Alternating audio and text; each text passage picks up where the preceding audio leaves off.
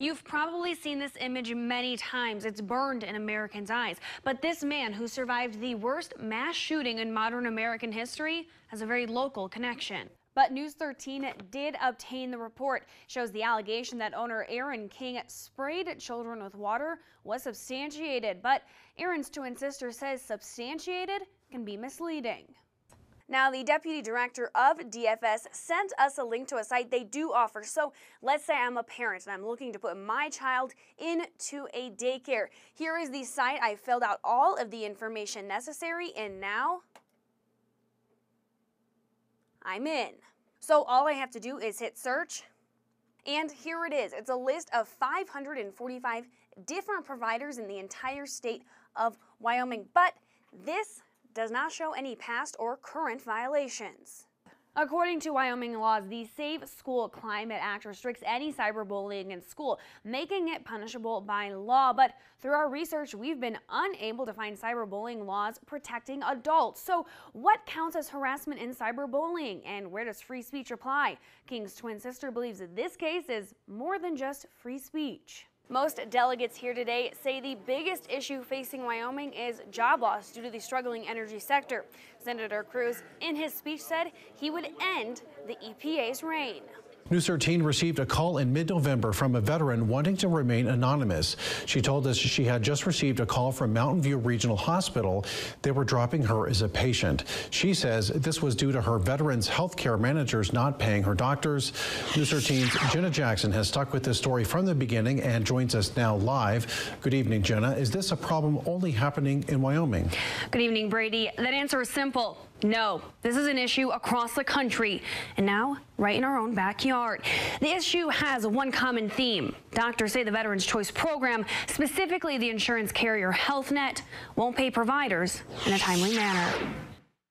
Where's our support? That's what one Casper veteran wants to know after receiving a call from her doctor telling her she was dropped as a patient from Mountain View Regional Hospital. She says she knew the problem. I was instantaneously angry with VA Choice. I knew it was to do with them. The Veterans Affairs Program was established in 2014 after scandal broke within the Veterans Affairs Department. The $10 billion program was meant to reduce wait times for veterans by allowing them to see any doctor, not just one within the Veterans Hospital. Many say it's made things more complicated. The program was put in place for them, but the program has been mismanaged. I think the longest I've waited for an appointment is 6 months. Not only do veterans say their wait times have gone unchanged, hospitals aren't getting paid. Within the program, a new insurance was created, Health Net. This insurance is run by a third-party administrator. Simply Google Health Net and news stories fill the pages, all with one theme.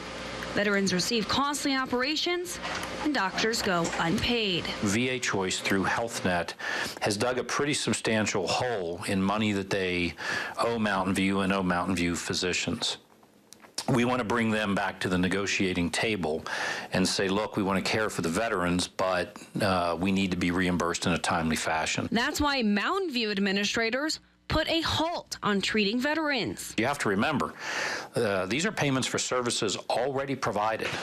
And also, there are full-time employees that have to work these accounts and have to essentially badger the VA and VA Choice to be paid.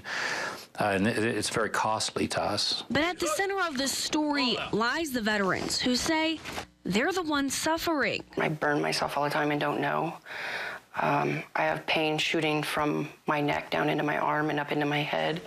I already have migraines, so it just increases the pain tenfold. Frustration, anger, tired of being in pain. You just want to quit and give up.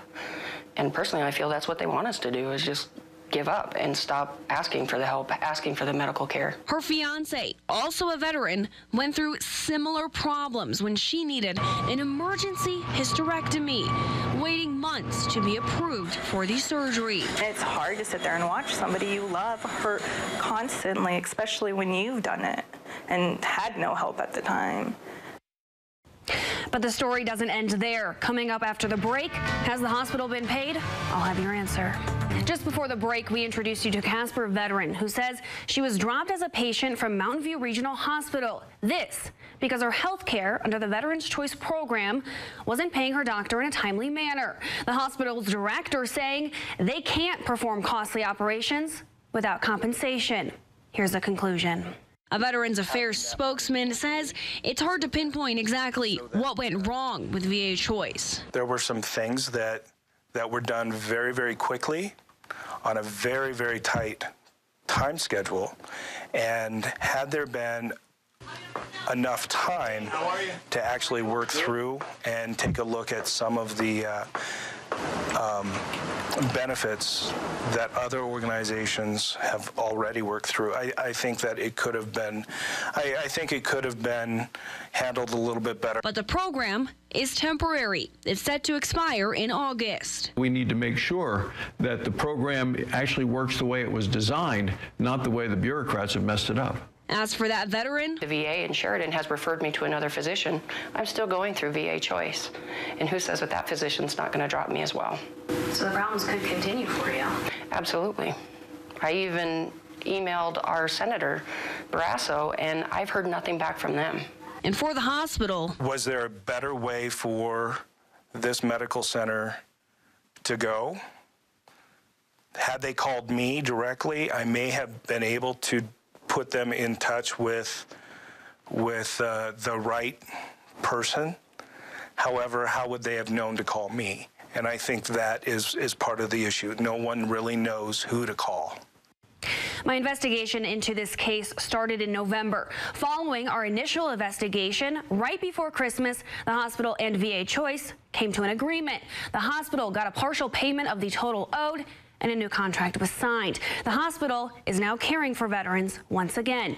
In a statement from the Health Net Federal Services president and CEO, he writes, "We are honored to work with Mountain View Regional Hospital, who are committed to meet the growing demand for veteran care.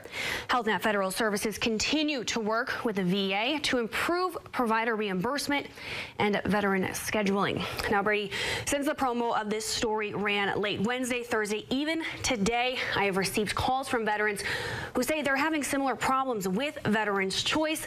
One veteran said I could talk about his issues this evening with you, but asked me not to say his name. He said that's because leaders within the VA have told veterans not to go public with their complaints or they would regret it.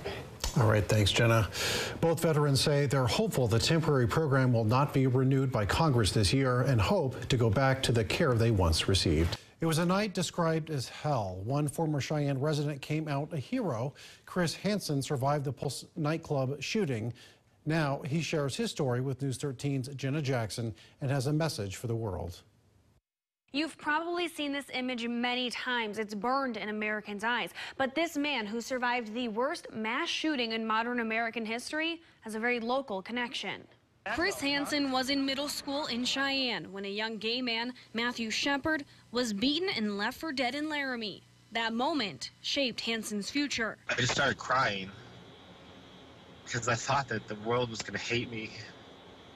And being in high school, knowing that Laramie County Community College is going to be the college that I was going to have to go to.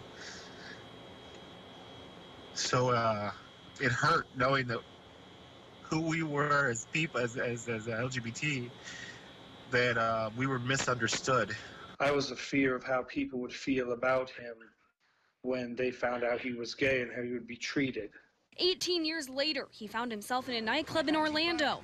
Another moment that would change his life's course. Where we felt like rats in a cage. There's no escape, you know, and once you make it out, it's like when you're hearing all these gunfires, you're just not knowing what's going to happen. So if you do what you can to help others, then maybe you won't get caught in the crossfire, but if you do, you tried. And he did try. Hansen saved 2 lives that night. People he now calls friends. Never thought I could ever do anything like that. I'm squeamish with blood, even my own bloody noses. Many call Hansen a hero. Humbly, he says it was second nature. It was his father's military background helping to save Hansen's life. I was really happy he used something that was taught to him that came to him at the moment. A lot of people froze. But Hansen still has questions about that night. I don't know how you can have bullets going off and hitting people outside and inside. It doesn't make sense at this time. To know what you know, to know what you've seen, and to still be told that's not possible. But it is. And to be the only and not be the only one to say it, it's even more baffling. When you're talking about that, are you referencing to multiple shooters? Yeah. Now, Hansen has a message for the country. We're not numbers, we're people. And everybody should love each other, not hate a certain group. And you're supposed to heal with love and not speak of hate. And God made all of us in his view and in his image, and people kill people. It's a message he hopes to continue sharing for years to come.